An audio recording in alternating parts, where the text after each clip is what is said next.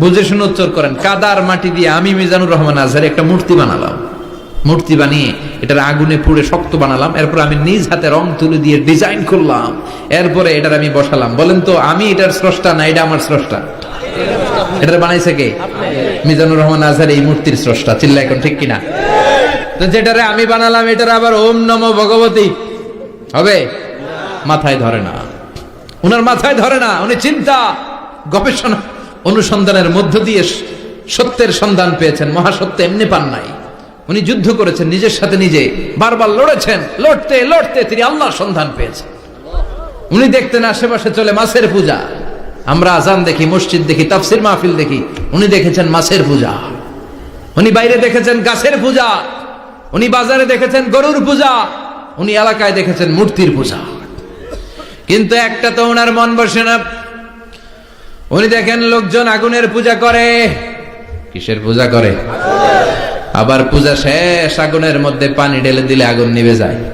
মাথায় ধরে না, কি রে আমার খোদা কই গেল হঠাৎ করে? এতক্ষণ তো ছিল।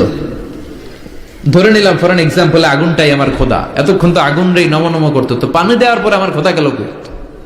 প্রশ্ন আছে না নাই?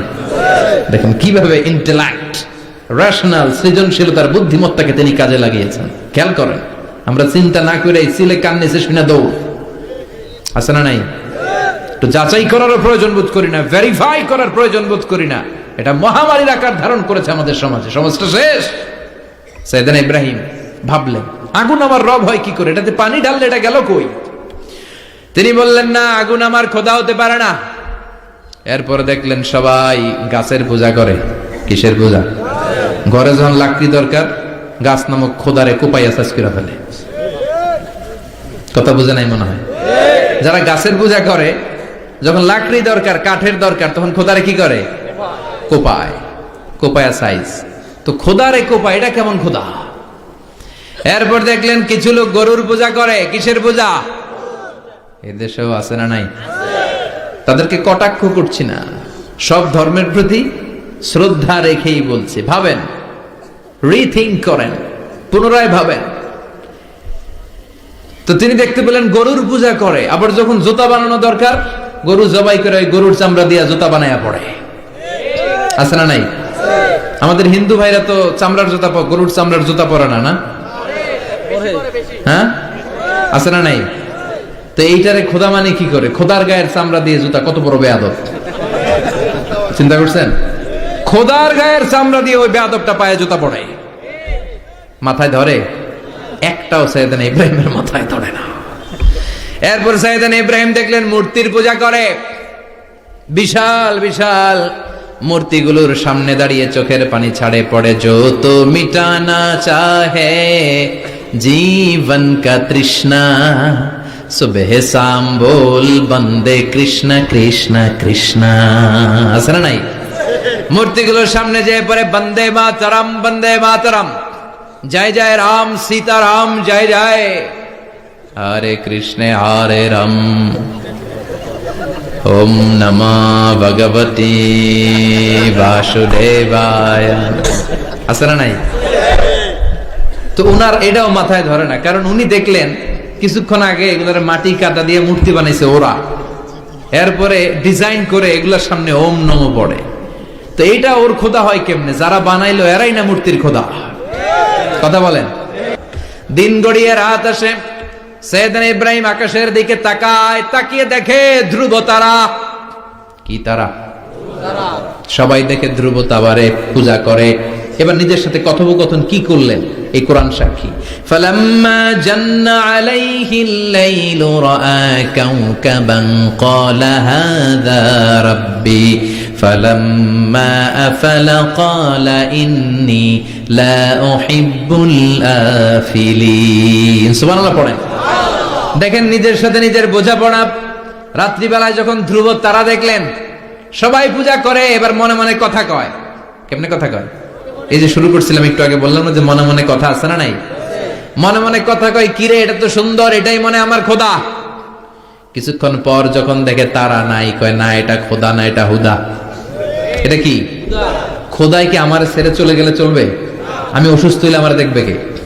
অসুস্থ হলে আমার সুস্থ করবে কে? বিপদে পড়লে আমাকে উদ্ধার করতে হবে কে? তার মানে আমার খোদা আমার ছেলে চলে যায় না, এই তারা আমার খোদা হতে পারে। ফালাম্মা জান্না আলাইহিল লাইলু রাআ কাওকাবান ক্বালা হাযা রাব্বি ফালাম্মা আফালা ক্বালা ইন্নী লা উহিব্বুল আফিলিন ফালাম্মা রাআল কমারা বাযিগান ক্বালা হাযা রাব্বি فلما أفل قال لئن لم يهدني ربي لأكونن من القوم الضالين পড়েন আল্লাহু আকবার। এরপরের দিন যখন চাঁদ দেখলেন, পূর্ণিমার চাঁদ, দেখতে ওইটা তারার চেয়ে ছোট না বড়? কম সুন্দর না বেশি সুন্দর? পরের দিন চাঁদ দেখে তিনি দেখলেন সবাই চাঁদের পূজা করে। এবার আবার মনে মনে কথা, তাইলে ওইটা না এইটাই মনে হয় খোদা। আল্লাহর কসম এগুলো কোরআনে আছে। কিভাবে উনি মহাসত্যের সন্ধান পেয়েছেন সব আল্লাহ কোরআনে তুলে ধরেছে। না না, ধ্রুব তারা আমার খোদা না, খোদা হইলে হবে এই চাঁদ। এইটা অনেক সুন্দর। আবার রাতের শেষে চাঁদও নাই, মনে মনে খাইছে খোদায় গেল কই? উনি খোদা খুঁজে পায় না, খোদা গেল কই? এবার উনি বললেন, হায় হায়, আমি তো বিপদে পড়ে গেছি, খোদা খুঁজে পাই না।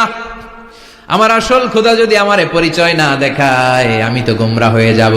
ফালাম্মা রাআশ শামসা বাযিগাতান ক্বালা হাযা রাব্বি হাযা আকবার ফালাম্মা আফালাত ক্বালা ইয়া কওমি ইন্নী বারীউম মিম্মা তুশরিকুন। এরপরের দিন সকালবেলা পূর্ব দিগন্ত থেকে যখন দ্বিপ্রহরের জলে সূর্যটা উঠলো, গগন বিদারী তাপ দিয়ে গোটা বিশ্বটারে আলোকিত করে জানান দিয়ে যখন জলে সূর্যটা উঠলো, তিনি বললেন, না না, ধ্রুব তারা খোদা না, চাঁদও আমার খোদা হলে হতে হবে এই সূর্যটা, ঠিক কিনা? হাযা আকবার, এটা অনেক বড়, এটা সবচেয়ে বড়, খোদা হইলে এটারই হওয়া লাগবে। আবার বিকেল বেলা পশ্চিম দিকে যখন জলে সূর্যটা ডুবে যায়, এবার উনি বিপদে বললেন। আল্লাহু আকবার। দেখেন, স্টেপ বাই স্টেপ সব বাদ দিয়ে কেমনে তিনি মহাসত্যের সন্ধান পান। বিকেল বেলা যখন সূর্য ডুবে যায়, কয় না এটাও আমার খোদা হতে পারে। এরপর তিনি দ্ব্যর্থহীন কণ্ঠে ঘোষণা করলেন, ইন্নী وجهت وجهي للذي فطر السماوات والأرض حنيفا وما أنا من المشركين। সুবহানাল্লাহ পড়ে। তিনি বললেন, না, গরু আমার খোদা হতে পারে না, মূর্তি আমার রব হতে পারে না, ধ্রুব তারা চাঁদ সূর্য কোনটাই আমার রব হতে পারে না। মহাবিশ্বটা যে চমৎকার ভাবে চলছে, নিশ্চয় এমন একজন মহা ব্যবস্থাপক আছে, নিশ্চয় এমন একজন মহা কন্ট্রোলার আছে, যিনি দূর থেকে গোটা বিশ্বের সব কন্ট্রোল করে থাকে। তিনি কে? তিনি বললেন, ওই রবের দিকে আমি মুখ ফেরালাম, যিনি আকাশ বানালেন, জমিন বানালেন। তোমরা যেগুলোর পূজা করো আমি এগুলোর পূজা করি না। আল্লাহর দেখে নাই কিন্তু পেয়ে গেছে সন্ধান। সুবহানাল্লাহ পড়েন। কেমনে ইকুয়েশন ড্র করে, কেমনে পাটিগণিতের মতো মিলাইছে, না এটা বাদ, ওইটা বাদ, সব বাদ। পরে তিনি এই সিদ্ধান্তে আসলেন যে একজন মহা ব্যবস্থাপক আছে, একজন মহা নিয়ন্ত্রক আছে, যার ইশারায়, যার ইঙ্গিতে, যার অর্ডারে গোটা বিশ্বটা এক নিয়মে চলে। চিল্লা এখন ঠিক কিনা? স্টেপ বাই স্টেপ যেতে যেতে তিনি নিজের সাথে বোঝাপড়া করতে করতে, নিজের সাথে কথা বলতে বলতে আল্লাহর সন্ধান পেলেন। এখন আমরা চিন্তা করি না, গবেষণা করি না। সম্মানিত ভাইয়েরা, এই কোরআনে আল্লাহ বহুবার বলেছে, এই কোরআনে আল্লাহ চিন্তাশীলদের জন্য নিদর্শন রেখে দিয়েছে। কাদের জন্য? ক্ষমতাশীলদের জন্য, পাওয়ারফুলদের জন্য, টাকাওয়ালাদের জন্য, শক্তিশালীদের জন্য। চিল্লায় বলেন, কাদের জন্য? চিন্তাশীলদের জন্য কোরআনে নিদর্শন আছে না নাই? তার মানে এই নবী নিজে নিজে যেই কথা বলে, এই কথা কোরআনে আছে না নাই? আবার এই নবী আল্লাহর সাথে যেই কথা বলে, ওইটাও আছে না নাই? উনি আল্লাহরে বললেন, রব্বি আরিনি কাইফা তুহিল মাউতা। আল্লাহ, তুমি নাকি মৃতকে জীবিত করো, কেমন করে করো একটু দেখাও তো। আল্লাহ বলে, ইব্রাহিম, এটা কেমন কথা? আওয়ালাম তুমিন, তুমি নবী মানুষ, কি প্রশ্ন করলে? তোমার বিশ্বাস হয় না? আওয়ালাম তুমিন, বিশ্বাস হয় না? তুমি তো নবী, জানো নবী নও, তুমি খলিল।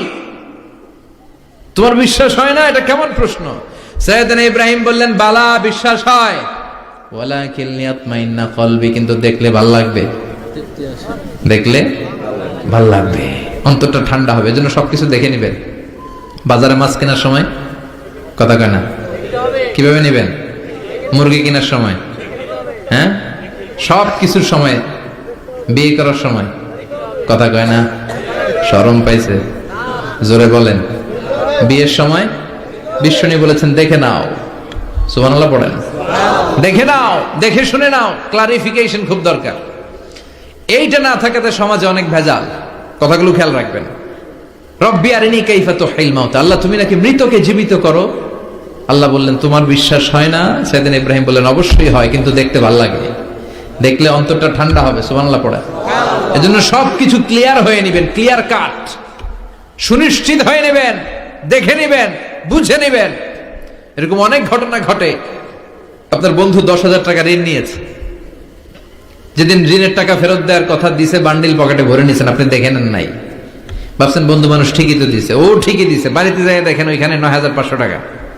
কথা কন, 500 টাকার নোট একটা নাই। এখন ওর সাথে ঝামেলা আছে না নাই? ওর গণনায় ভুল হতে পারে কি পারে না? ও বলবে আমার গণনায় 10,000 ছিল, ও কইবা আমি পাই নাই। কিলাকিলি আছে না নাই? ঝামেলাটা এই কারণে আপনি দেখে নেন নাই। কথা বলেন।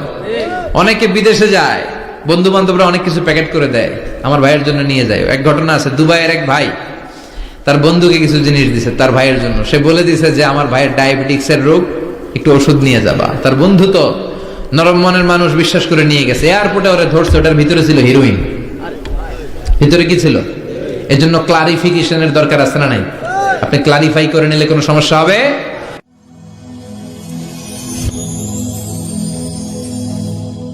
Rose TV 24.